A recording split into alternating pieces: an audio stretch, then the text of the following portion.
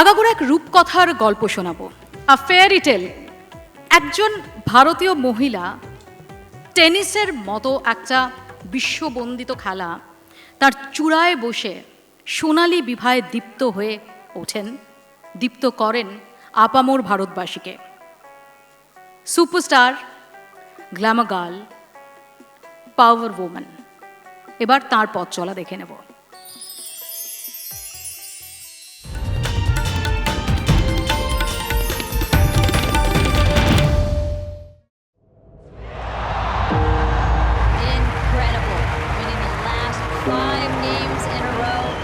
আগাগোড়া রূপকথা এক মারাঠি স্পোর্টস জার্নালিস্টের কন্যা থেকে ভারতীয় মহিলা টেনিসের চূড়ায়।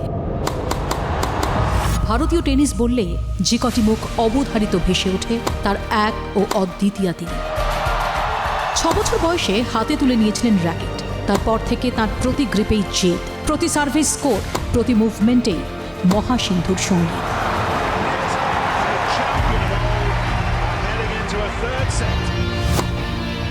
ভারতীয় মহিলা টেনিসের নির্ঝরের স্বপ্নভঙ্গ তার হাতে।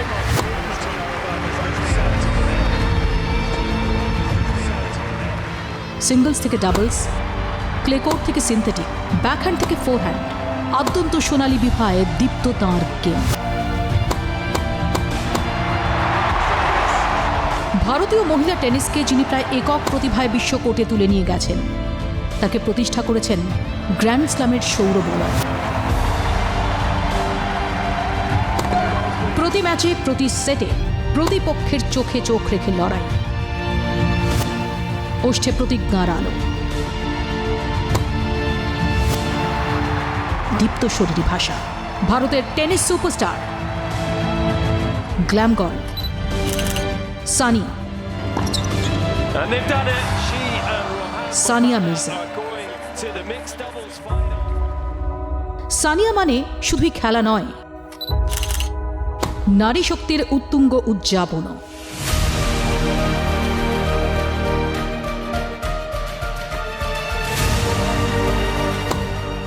কোর্ট এবং কোর্টের বাইরে তিনি সর্বার্থে এক ফেনোমেন। বিশ্ব টেনিসে অসামান্য অবদানের জন্য জি 24 ঘন্টা মহাসম্মানে সম্মানিত। আপনাকে সম্মান জানাতে পেরে আমরা সম্মানিত।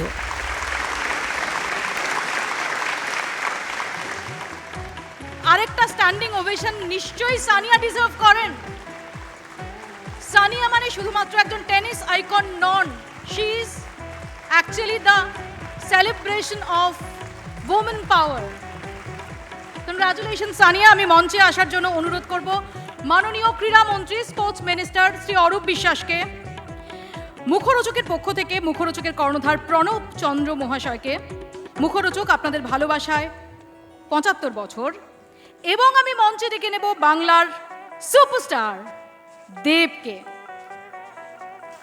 সানিয়াকে উত্তরীয় পরিয়ে দেবেন অরূপ বিশ্বাস।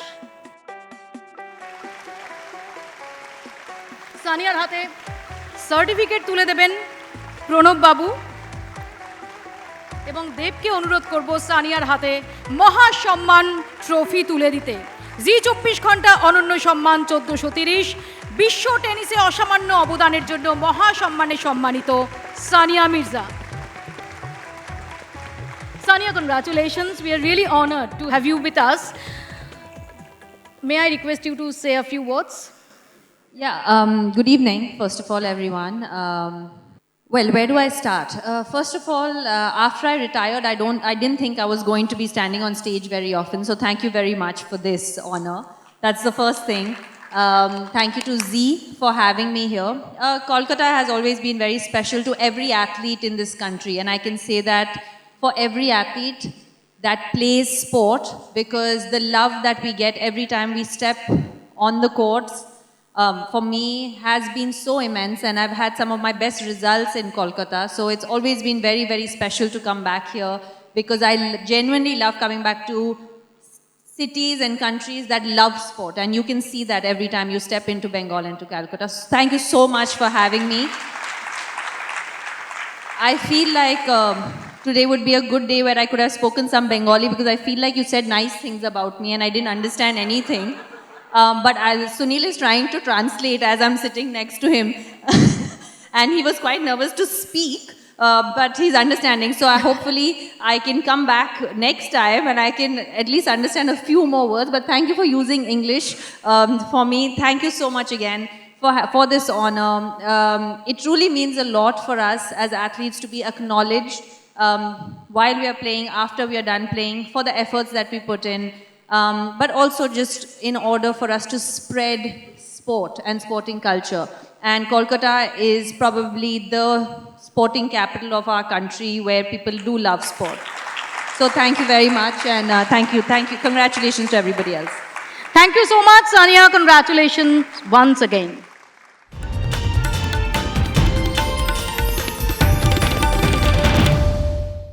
আমার সাথে এই মুহূর্তে রয়েছেন এমন একজন যার সত্যি কোনো ইন্ট্রোডাকশন দরকার নেই।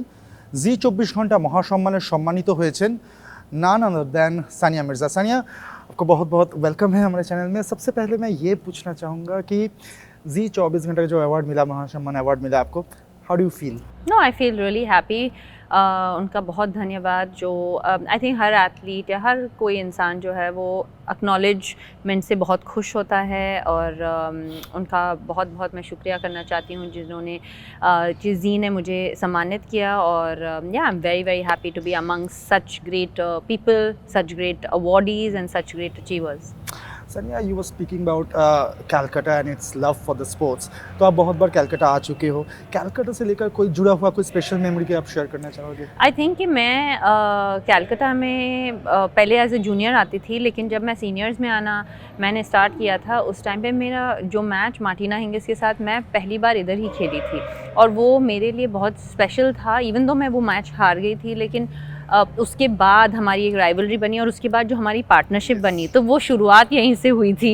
आई थिंक एक सम काइंड ऑफ रिलेशनशिप की मार्टिना के साथ। और एंड कोलकाता में हमेशा खेलना हमें हर स्पोर्ट्स पर्सन को अच्छा इसलिए लगता है, जैसे मैंने स्टेज पे भी कहा, क्योंकि आपको जब पता है कि लोग आपको पसंद सिर्फ आपके स्पोर्ट की वजह से करते हैं, और स्पोर्ट को इतना मानते हैं इधर, और उस किस्म का जो जज्बा है स्पोर्ट को लेकर, I think it's very important कि हम सारे उसको एमुलेट करने की कोशिश करें, क्योंकि that is why you get such great sports person out of Kolkata as well, and in all the sports, not just in cricket. It's our wish के everywhere that we go we receive that kind of love. Sania, if I am not wrong, you started your tennis at around 7 years। 6 years। Yes। तो क्यों tennis को ही आपने pick किया? मैं actually swimming करती थी, tennis खेलती थी, और स्केटिंग करती थी, लेकिन मैं वो दोनों चीज़ों में इतनी अच्छी नहीं थी जितनी टेनिस में थी। और जैसे जैसे चीज़ें बढ़ती गई, उस टाइम पे शायद मैं लड़का होती तो क्रिकेट खेलती, टू बी वेरी ऑनेस्ट, जैसे हर लड़का खेलता है। लेकिन my parents wanted their child to play a sport, and tennis was one of them. तो इसी तरीके से मैंने जब 3 स्पोर्ट शुरू किए, उसके बाद मैं टेनिस में I was a little bit better than the other sports, and then it kind of became my love and my passion as well. Sania, जब आपने शुरुआत किया, लाइक यू आर सेइंग कि कोई इंफ्रास्ट्रक्चर नहीं था, कुछ कोई रोल मॉडल ऐसा कोई था नहीं। ऑब्वियसली लिएंडर पेस थे उस टाइम पे, लेकिन फीमेल टेनिस में ऐसा कोई था नहीं। तो आप अपने आप को मोटिवेट कैसे करते थे उस टाइम पे? आई थिंक जो रोल मॉडल थी वो सिर्फ पीटी उषा जी थी, और that was the only female role model जो हम जिसको कह सकते थे, who was a household name जी in the entire subcontinent कह लें या कंट्री कह लें। तो हमें रोल मॉडल्स बाहर ढूंढने पड़ते थे। तो मेरी रोल मॉडल स्टेफी ग्राफ होती थी, जो टेनिस की उस टाइम पे नंबर 1 खिलाड़ी थी, और उसी को देख के मैंने अपना फोरहैंड भी उसकी तरह बनाना सीखा, और उसकी तरह खेलने की कोशिश की। जी, तो उसी की तरह मैंने कोशिश की, and she was really my idol. You have won 6 grand slams. अगर एक पिक करना बोले तो पिक करने के लिए बोले तो all of them are special, I am sure. I think कि हर ग्रैंड स्लैम, मतलब मैंने शायद 11-12 फाइनल्स खेले हैं और 6 उसमें से जीते हैं। It's unfair to pick one and say कि ये, क्योंकि मेरा पहला वाला भी स्पेशल था, और फिर लेकिन I think the most emotional one was probably Wimbledon, क्योंकि आई थिंक कि जो तरीके से हमने जीता था, और जो तरीके से एक मूवी के सेटअप की तरह हो गया था वो, जिस तरीके से था। और हर बच्चे की यही ख्वाहिश होती है, बड़े होते हुए वो ड्रीम करता है कि एक दिन जब टेनिस रैकेट उठाए तो वो विंबलडन खेले या विंबलडन जीते। तो उस लिए आई थिंक इमोशनली शायद वो सबसे बढ़कर था मेरे लिए।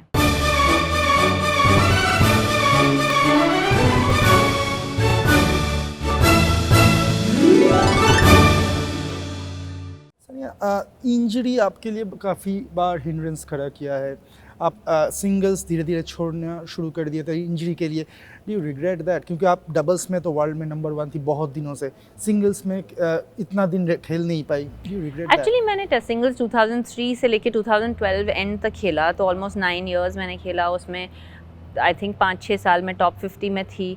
तो you know the thing is कि फिज़िकली अगर मैं वो कॉल नहीं लेती तो शायद मुझे टेनिस छोड़ ही देना पड़ता। तो मुझे I had to make a smart decision, and at that point वो सबसे डिफ़िकल्ट डिसीजन था मेरे लिए लेना, क्योंकि मुझे पता था कि मेरे पास अभी भी कैलिबर है टू गो फॉरवर्ड, लेकिन मेरी बॉडी मेरे साथ नहीं थी।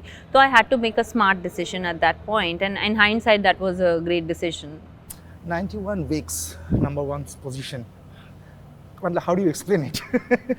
You don't, I mean, you know, you just keep playing well। और बहुत हर एथलीट की ख्वाहिश होती है कि उसके करियर में ऐसा कोई टाइम आए जहाँ पे वो फील करे कि ऑलमोस्ट कि आप इनविंसिबल हो। आपको ऐसी फीलिंग है, जैसे नोवाक जोकोविच इतने साल से उस जगह पे हैं, तो आपको ये बहुत कम एथलीट्स को नसीब होता है। ऐसे ये जो फीलिंग होती है कि आप जब कोर्ट पे जाती हैं कि आप फील करते हैं कि मैं ही जीतने वाला हूँ या वाली हूँ, ये बहुत कम लोगों को नसीब होती है, एंड बहुत ही लकी लोगों को नसीब होती है। Attitude matters. यस, तो आई थिंक कि उस टाइम पे मुझे ऐसा ही फील होता था कि मैं जब भी जाऊँगी मैं उस टाइम पे बेहतर हूँ।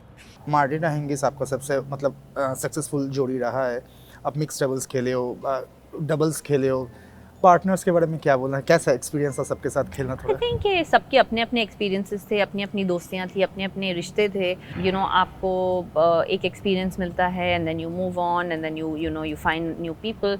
तो आई थिंक कि मेरे लिए भी ऐसा ही था, but definitely I think Martina और मेरे जो रिजल्ट साथ में थे, it is undisputedly you know probably in the last 40-50 years ऐसे रिजल्ट्स नहीं आए हैं विमेंस डबल्स में। तो it is undeniable that we were the best partners for each other. Sania, जब आपने शुरू किया था you had no one to look up to, but this generation has you, they have you. लेकिन कोई नेक्स्ट सानिया या उसके आसपास भी कोई मुझे हम लोगों को नजर नहीं आ रहा है पूरे इंडिया में? आई What's the थिंक कि problem? अनफॉर्चुनेटली ये क्वेश्चन मुझे 25 साल से पूछा जा रहा है, और ये क्वेश्चन का मैं 25 साल से वही जवाब देते जा रही हूँ कि आई होप कि कोई आए। एंड इट्स एक्चुअली हम हंस रहे हैं, लेकिन it's not a funny thing, it's actually a very sad reality. Absolutely. क्योंकि यूजुअली क्या होता है कि जब एक कोई बड़ा नाम निकलता है या एक चैंपियन निकलता है कोई भी स्पोर्ट में, जैसे आप बैडमिंटन ले लिए, उसमें आपके पास प्रकाश पादुकोण थे, फिर गोपी चंद थे, फिर साइना नेहवाल थी, फिर सिंधु थे, अभी जाके श्रीकांत आए हैं। So there are so many back to back जो आपको नज़र आते हैं, क्योंकि उनका सिस्टम बेटर है। हमारा सिस्टम में बहुत बड़ी प्रॉब्लम है, सिस्टम है ही नहीं।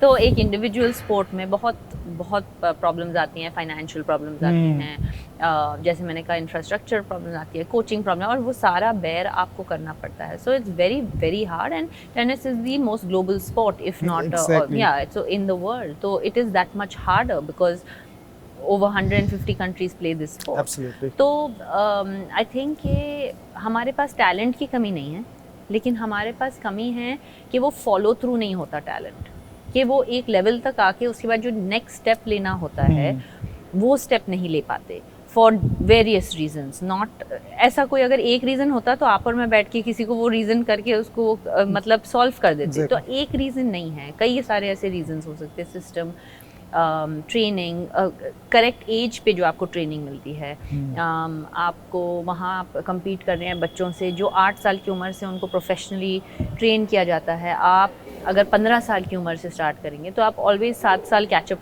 में खेल रहे हैं।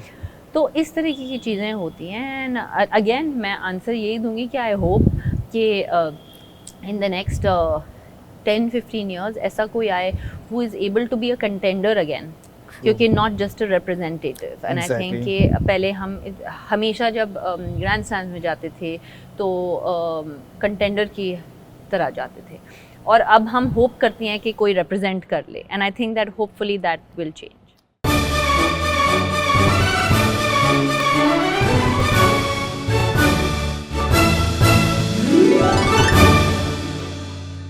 are we going to see Sania coaching tennis coaching और infrastructure जो नहीं है आप कुछ करना चाहेंगे जो आप so we have done that. हमारे पास हैदराबाद में एक बहुत बड़ी एकेडमी है, 12 कोर्ट्स पे 4 एकड़ पे वो एकेडमी बनी हुई है और वो पिछले 8-10 साल से है. द थिंग इज़ कि आपको टेनिस में या कोई भी स्पोर्ट में रिजल्ट्स 1-2 साल मेहनत से नहीं मिलते. आपको 15 साल अगर आप मेहनत करें तो शायद कोई मिलेंगे. तो आई थिंक कि आपको और हमको सबको पेशेंस रखना पड़ेगा और ट्राई करना पड़ेगा. अगर ट्राई नहीं करेंगे तो फिर तो बिल्कुल ही चांस नहीं है. तो अगर ट्राई करेंगे तो थोड़ा तो चांस है. And that's what I am trying to do is use my experience in helping the young talent, hopefully जो आज 8-10-12 साल के हैं, to be able to make it to that next level. Youngsters के लिए, फैंस के लिए कुछ कहना चाहेंगे आप? मैं बस यही कहना चाहूँगी कि don't let anybody tell you that you can't do anything outside of the box. I think कि what your passion is, what you love, अगर आप पूरे दिल से कमिटमेंट के साथ करें, no matter how many odds are against you, you can be 1 in a billion, and I was fortunate to do that, and anybody can.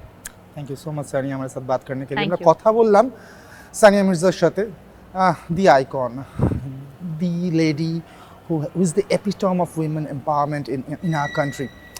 তো উনি অনেক কিছুই বললেন, কি করে স্ট্রাগলকে হার মানিয়ে এগিয়ে যেতে হয়, কি করে নতুন কিছু করার জন্য বা ইন্ডিভিজুয়াল স্পোর্টের ক্ষেত্রে কী করে এগিয়ে যেতে হয়, পরিবারের সাহায্য বা সাপোর্ট কতটা দরকার, সব কিছু নিয়েই কথা বললেন. হ্যাঁ, উনি এখনও আশা রাখছেন ইন নেক্সট 10-15 ইয়ার্সে নতুন কেউ উঠে আসবেন, টেনিস খেলবেন এবং ইন্ডিয়াকে শুধু রিপ্রেজেন্ট না, কন্টেন্ডার হিসেবে পার্টিসিপেট করবে বিভিন্ন গ্র্যান্ড স্ল্যামে.